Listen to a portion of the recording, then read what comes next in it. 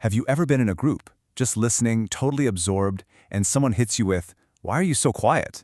Well, today we're going to flip that whole question right on its head. We're going to dive into why the quietest person in the room is often the most plugged in, and how that silence is actually a sign of a seriously powerful mind hard at work. This quote just nails it, doesn't it? It perfectly captures the whole idea. While the conversation is buzzing about surface-level stuff, the color of the curtains, the quiet mind is down in the basement, checking the foundations. You're making sure the whole thing is solid before you add your 2 cents.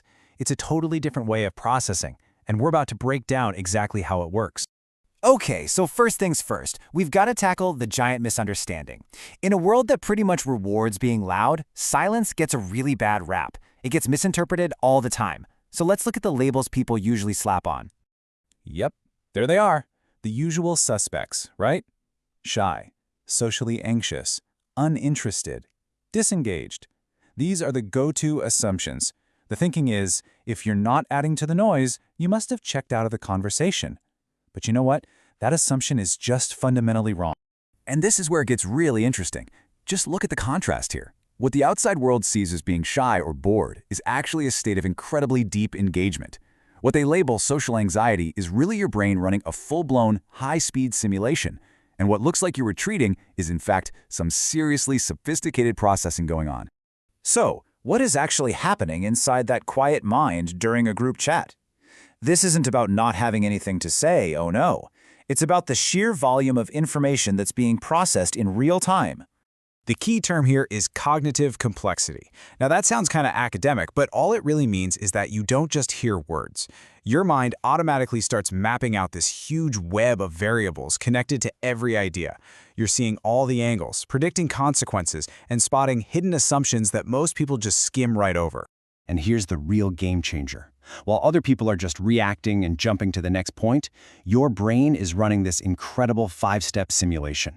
It takes in an idea, stress tests it from every angle, runs simulations of where it might lead, weighs its actual importance, and only then does it start to build a really precise, well-thought-out contribution. Of course, that takes a second, and it happens in silence. Okay, so now let's get into the why. Why does your brain actively choose silence? This isn't a passive thing. It's a strategic move for pure efficiency and, honestly, energy preservation. And the number one reason, hands down, is mental efficiency. For a brain that's wired to handle complexity, a lot of everyday conversation isn't just boring, it's incredibly draining. It's like a heavy tax on your mental energy. Let's call it the small talk drain. You see, all that surface-level chatter, it just doesn't have the complex variables that your brain craves. It's like trying to run a supercomputer on a couple of AA batteries. Your brain's curiosity system gets zero reward from it, so it just feels like a chore, a total waste of a powerful processor.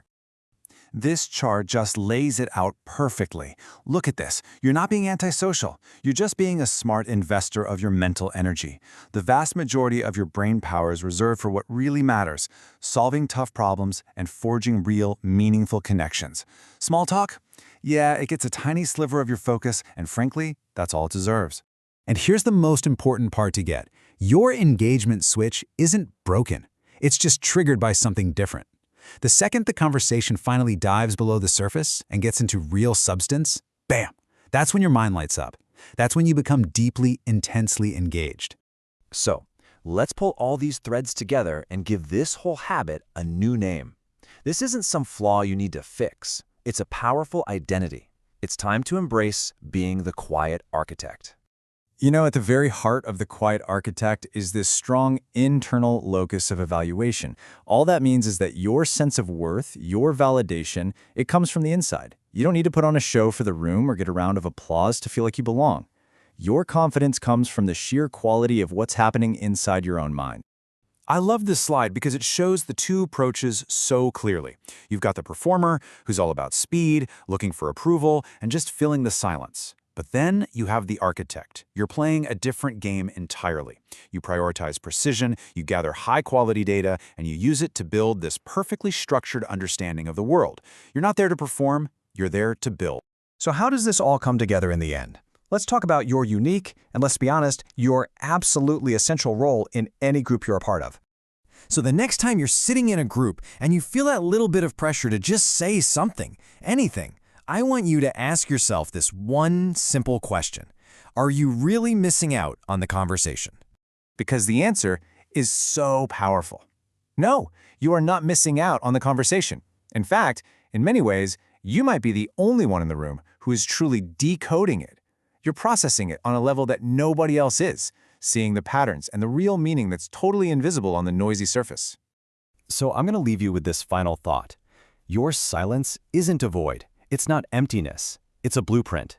While everyone else is busy talking about the curtains and rearranging the furniture, you are the one quietly holding the architectural plans to the entire building.